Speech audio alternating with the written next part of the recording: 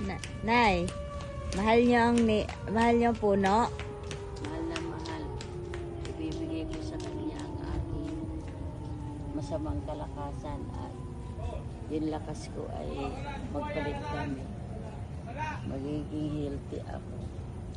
Healthy kayo? Ibibigay ko sa puno yung masamang katawan. Magpapalit kami. Maging malakas ako.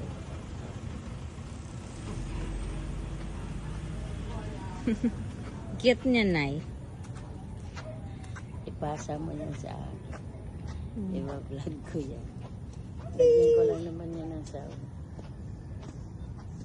Sarap ng ano.